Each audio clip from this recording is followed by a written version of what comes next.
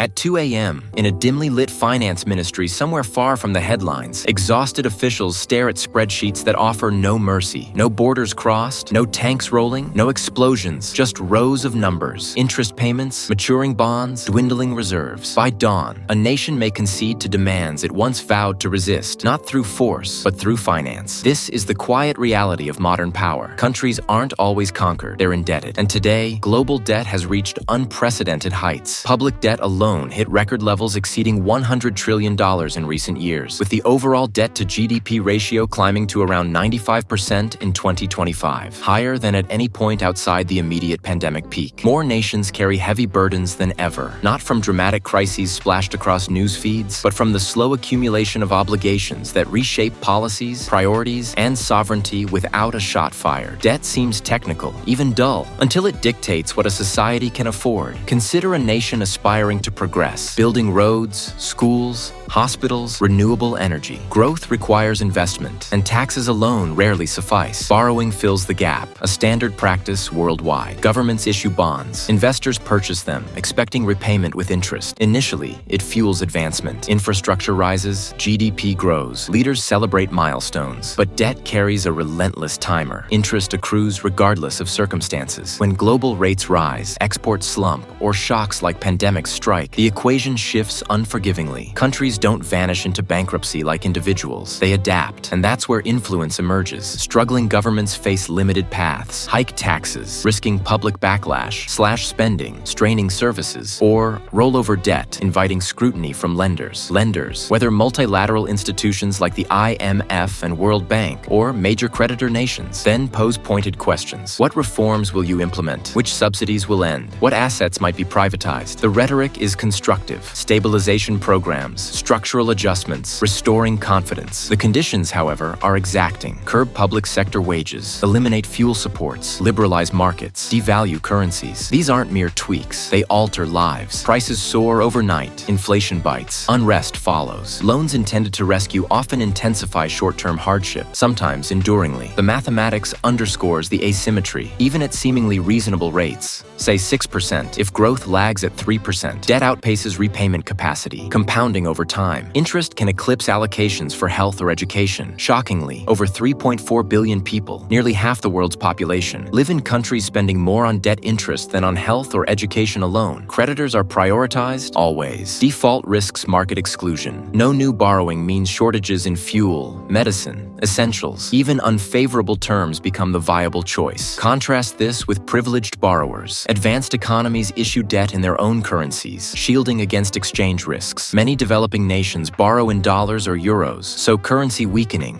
or rate hikes abroad inflates obligations instantly. A Federal Reserve decision in Washington can trigger capital flight, currency crashes, and budget crises worldwide. No coercion needed. It's baked into the structure. This isn't conspiracy. It's systemic inequality. Credit ratings from private agencies, unelected, profit-driven, can spike costs with a single downgrade. Geopolitical leverage amplifies. Strategic loans for infrastructure, ports, grids, networks come with long terms and strings. Default turns assets into leverage points. Agreements start willingly, chasing immediate gains, until costs crystallize. Debt, sold as a growth engine, can become its suppressor. Servicing crowds out investment, austerity dampens demand, talent flees. A vicious cycle, like escalating caffeine to counter crashes. Yet this has normalized. Debt debates treat figures like weather reports, ceilings, bailouts, packages, obscuring human trade-offs. Who bears the pain? Who is shielded? Looking ahead, debt peaks amid higher rates, no longer near zero. Aging populations,